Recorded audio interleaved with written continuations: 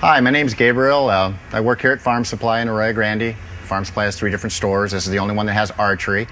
Come to find out, we're about the only archery shop around this area.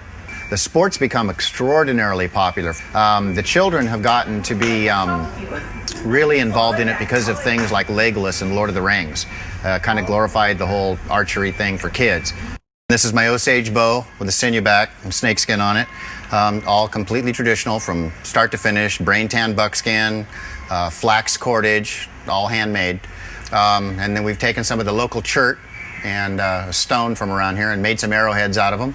This one in particular has a Franciscan chert put on it, and then the black substance that's holding the arrow on, the Shumash name for it is called Pismu, P-I-Z-M-U, which is where Pismo got its name. This will get it done. I'm shooting at about 10 yards, which is what I would consider to be a very good effective range for a Native American bow. One would assume that they're going to be very stealthy back in the day. And then as time went on, technology started getting pretty advanced, and they started making recurves. As you can see, the tips are curved and whatnot, so subsequently you end up with a considerable amount of power, and arrows took a big turn. They started making them out of part Hartford cedar, putting a little cleaner vanes on them again that were machined, metal tips as opposed to stone, and really stepped the game up. This is a style of shooting that's called FITA. It's what the Olympians shoot. So this bow literally could be shot at the Olympics or in the Olympic competition. You notice he's got a finger tab on his hand, a glove, to make sure his fingers don't get sore. And then he also turned around and has a arm guard on his arm. With this type of archery, as a rule, you want to have some kind of protection. Never have had an accident, and I don't think I've ever been to an archery range that has had one. It's a pretty safe sport. Much safer than driving to the archery range. Right in the middle. My wife has shot in FITA and did well last year. She was 3rd in the state. This is set up for hunting, obviously with a camo and whatnot on it. So quietness, speed, stability is all very, very important. Again, just like the recurve, there's the stance, the stability, the relaxing. This is my hunting bow.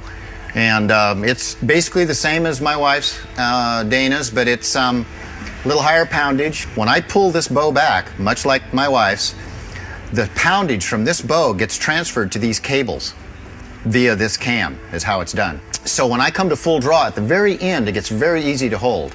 If you're hanging onto the bow like this and you're scared, your whole bow is going to be shaking. But if you can keep your hand open, your hand can shake, but the bow won't. So there's all kinds of things, again, a release that's in my hand, you see, that has a trigger on it. So what I'll do is I'll clip this on the loop behind the arrow. And in doing so, it allows me to release from directly behind the arrow shaft as opposed to above and below like you would with your fingers. What you want to do is draw aiming right at the target in case anything goes off. Get your face right in on the string. Find the pin you want. And let the arrow go. A lot of guys that get into wheels and hunting and whatnot, and they do pretty good, or the target guys get into it. Seems like you always regress back to the original stuff and kind of go back and try it doing it literally the hard way. So that's basically how they're shooting it. They're usually snap shooting.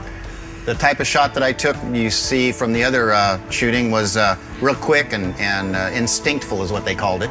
The bows now, the technology is so advanced that you can actually shoot an arrow fairly quickly as a child, having the arrows be so light, and then also the poundage being able to be so low with light arrows that older gentlemen and women can shoot them without discomfort to their shoulders and whatnot. So it's pretty broad. If you have the desire, there's a bow you can shoot. A lot of these guys are watching these shows on TV and then they're going in here saying, man, I want to do that. Very good. Thank you for listening to me, and I hope you enjoyed the show. Archery basically is for everyone. It's a great family event, and come on down and give it a try.